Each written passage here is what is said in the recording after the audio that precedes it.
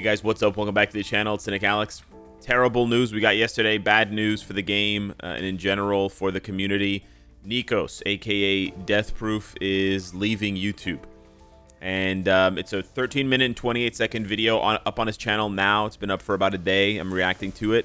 I highly recommend you go and watch it. It's very, very heartfelt. It details, and in his words, I don't want to summarize the whole video, but he basically goes into detail about his channel, why he's leaving, you know, his priorities now as a father and as a husband, and you know, to his work, you know, what kept him going on the channel, and things like that.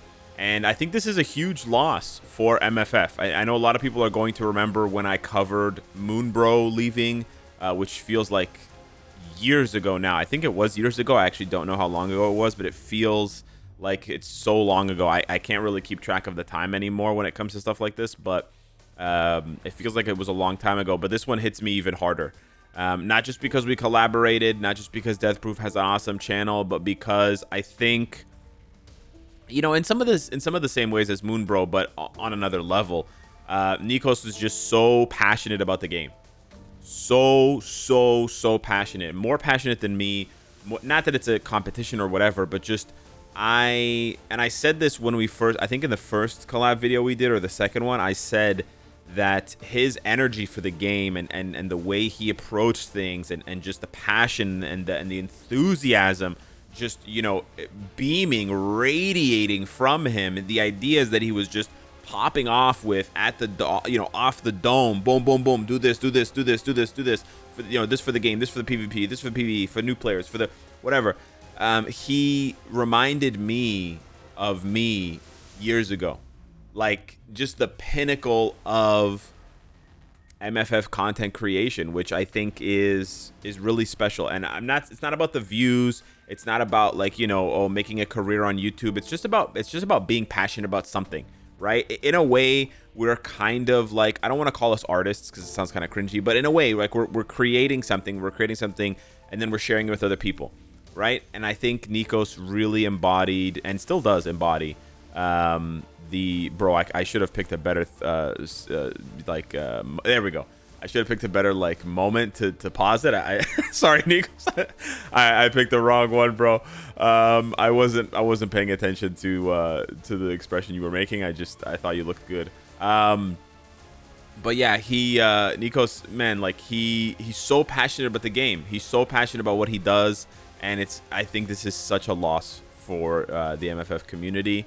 And yeah, you know, you can make, I can make comments, and it's fairly obvious, you know, as the game gets older, we're going to lose more content creators, right? That's just kind of the trajectory, because it becomes less tenable to, and it becomes less like, listen, you can make videos for free. You can make videos without monetization on your channel whatsoever and all this stuff, but it's a lot of work. It's a lot of work, and he puts in a ton of work that most people just don't ever get to see, that you only would know if you also made content, right? It's not just the recording, it's not just the scripting, it's not just the timing, it's not just the editing, it's not just the thumbnails, and his wife is helping him with it, and there's so much going on, right? And he's got to dedicate this space in his house to that, so he has to keep the background the same, right? So you have this like static zone that you can never change because of that. You have to keep up technology wise, you have to keep up with all this other stuff, and that's all of that on top of playing the game,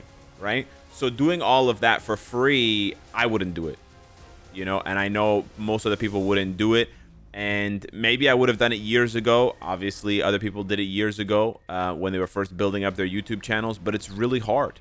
I mean, I was there for like a year plus when I started my YouTube channel, but that was like almost 10 years ago. That feels like ages ago. And I think, not to get too deep into it, quote unquote, but I think that things are harder now than they were like 10 years ago when I started. Not just on YouTube, but just generally in life, things are harder.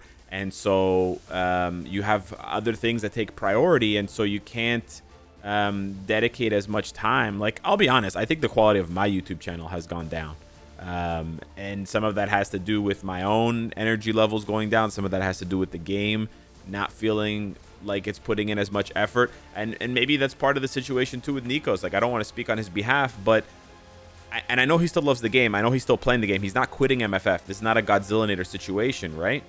But it's harder to invest your time and invest your effort and invest your art, whatever, into something if you feel like it's giving you back less. Right? It's everything is reciprocal, and there's a bit of transactionalness to it, but there's also like a weighting to it, a balance to it. When things are balanced, when things are in harmony, Nikos talks about, Infinity War and Endgame and these points in the game, and when it was so good. And I agree, those were some of the best times in the game ever. And it's not to be like a nostalgia farmer or boomer, like, oh guys, it was so good back then and the game's so bad now. No, like the game is still good.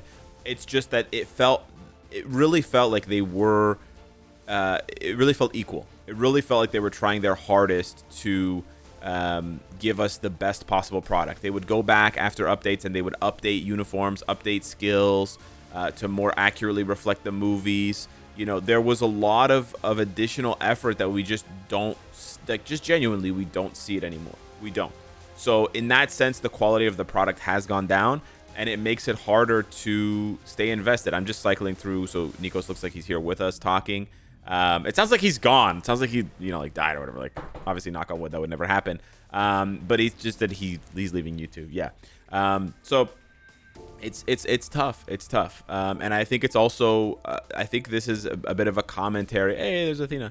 That's a bit of a commentary on the game, that content creators are slowing down.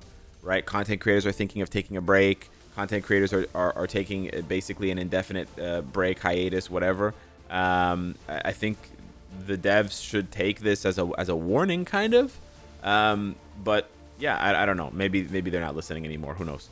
Another thing I wanted to talk about that Nikos brings up in his video, which is I can attest to, is very, very true. But it's just the way that he puts it. I want to thank especially the haters and the people doing negative comments. And negative comments, guys, believe it or not, can make you way better than the positive comments. You just need to read the small letters. Read the small letters or read between the lines. He puts a little disclaimer in here. He's not talking about like actual haters or like trolls who just come in and say like, hey, you stink, this game's dead, or like, oh, you're so ugly, shave that mustache, or whatever, like, shave that ponytail, your hair's too long, Nikos. I'm sure someone said that to him once. He's Greek, guys. He's got the flow, right? He's got the flow. But it's very true. It's very true.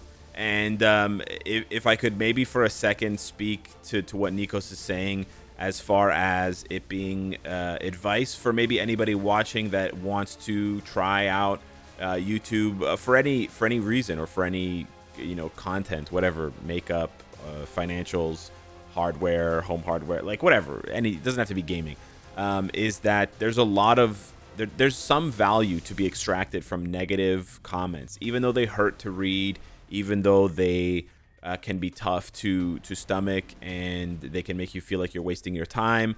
There is criticism in there, and there is constructive feedback that you can use to strengthen your resolve, to refine your product, and to kind of laser focus yourself, and to also keep yourself on your toes and keep yourself honest, because it's in a way it's a very insulated, I don't want to say lonely, but it's a very isolating thing. Like, there's no one in the room with me right now when I'm talking.